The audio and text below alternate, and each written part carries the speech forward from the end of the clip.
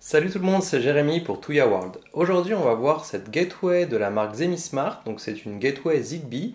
On va voir comment ça fonctionne, à quoi ça sert, et on va l'appareiller avec ce bouton d'alerte, lui aussi en Zigbee.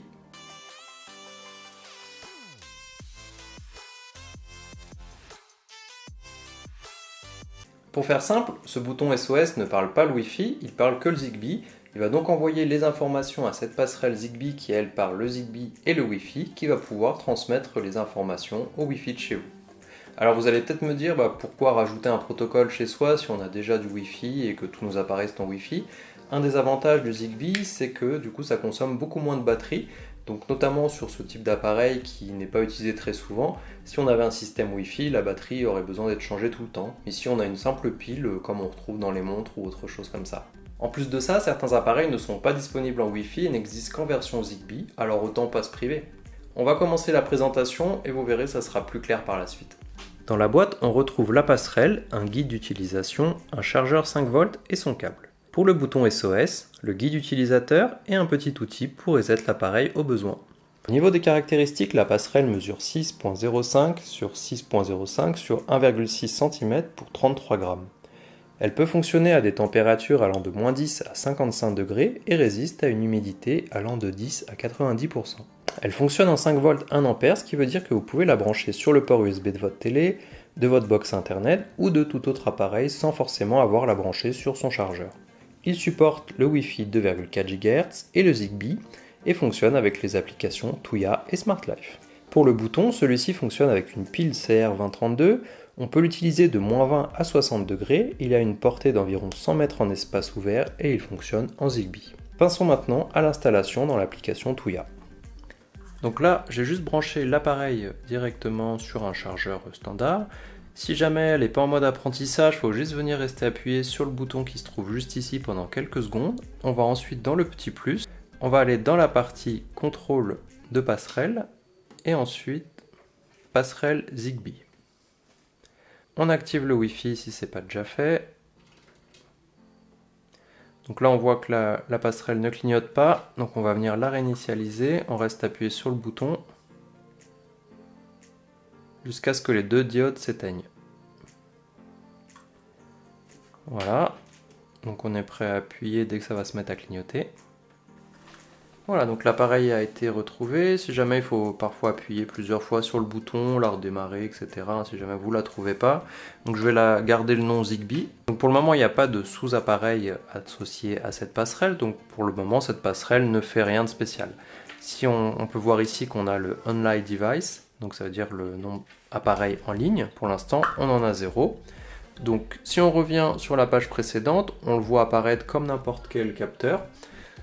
Sauf qu'on ne peut pas faire d'action sur la passerelle en tant que telle. Elle va juste pouvoir permettre de rajouter de nouveaux appareils à l'intérieur de la domotique. Donc quand on arrive, on clique sur la partie Zigbee. On va ensuite cliquer sur ajouter un sous-objet.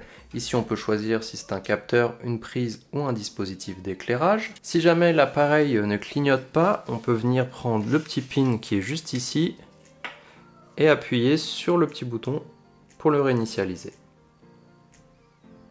Maintenant, il clignote.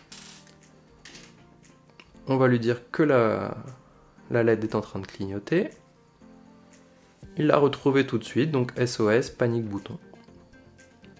On clique sur terminer. Alors après, on pourra lui donner un nom plus parlant au besoin si on en a plusieurs. Là, je vais le laisser comme ça. Si on clique dessus, on voit directement les différents paramètres, comme si c'était un capteur à part, comme s'il avait été ajouté en Wi-Fi comme d'habitude. Si on revient au menu principal, on le voit maintenant apparaître comme un capteur. Donc même s'il est lié au Zigbee, à la passerelle, et qu'il ne fonctionnera pas sans cette passerelle, on le voit apparaître comme un capteur, comme n'importe quelle autre chose.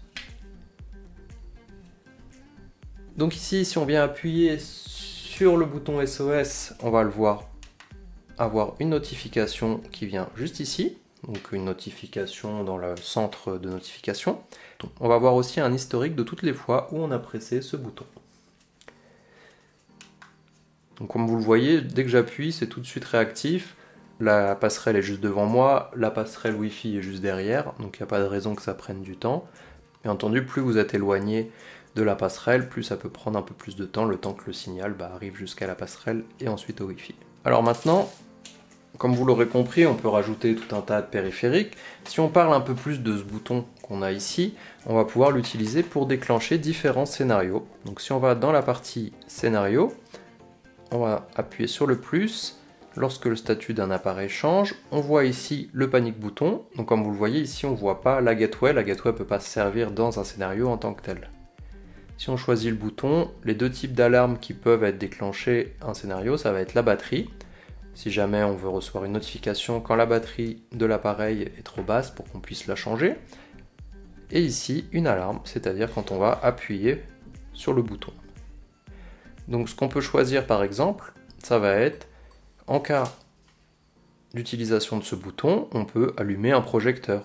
On peut aussi se dire qu'en cas d'utilisation de ce bouton, on va venir déclencher l'alarme pour faire sonner l'alarme dans la maison, parce que ça pourrait être un bouton d'alerte qu'on a à côté de soi. Ça c'est pour la partie scénario. Donc ensuite on pourra juste appuyer sur le bouton pour déclencher un scénario.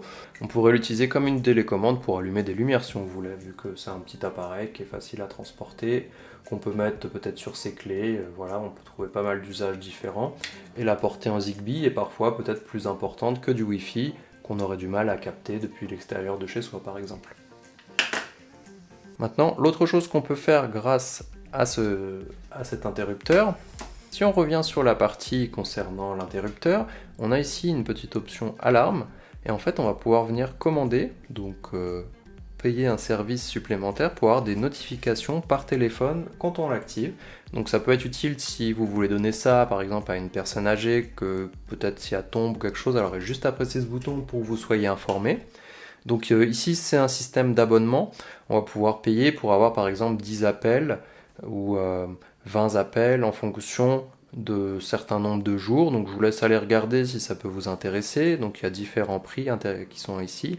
Donc 10 appels pour 1,90 €, donc c'est pas forcément très excessif. Alors j'ai pas testé la fonction moi-même, mais ça peut être utile pour justement vérifier que tout le monde va bien. Ça peut être aussi, pourquoi pas, donner à des enfants quand ils sont à la maison, que vous n'êtes pas là, au cas où ils peuvent vite vous contacter en appuyant là-dessus. Pour revenir sur la passerelle, on a donc deux voyants, un rouge pour le signal Wi-Fi et un bleu pour le Zigbee. Alors comme on l'a vu, cette gateway est très simple à mettre en place. Ça vous permet d'accéder à toute une gamme d'appareils en plus qui ne fonctionnent qu'en Zigbee. Ça prend vraiment pas beaucoup de place. En plus de ça, elle est alimentée en 5 volts. Ça veut dire que vous pouvez la brancher sur un périphérique. Ça veut dire que vous pouvez la brancher par exemple sur votre télé, sur votre box internet, sur n'importe quel appareil avec un port USB. Et on pourra l'alimenter et la cacher dans un coin. Alors le bouton SOS est lui aussi pratique, vous pouvez l'utiliser pour déclencher n'importe quel scénario, on peut aussi pourquoi pas utiliser les SMS si on prend l'option payante qui est en plus, donc il prend pas beaucoup de place et on n'a pas besoin de changer la pile très souvent. Si vous avez des questions sur le Zigbee ou sur tout ce qui est lié à la domotique Tuya de façon générale, n'hésitez pas à aller faire un tour sur notre groupe Facebook Tuya Smart Life France. N'hésitez pas non plus à vous abonner à la chaîne pour ne pas rater les futures vidéos et à bientôt.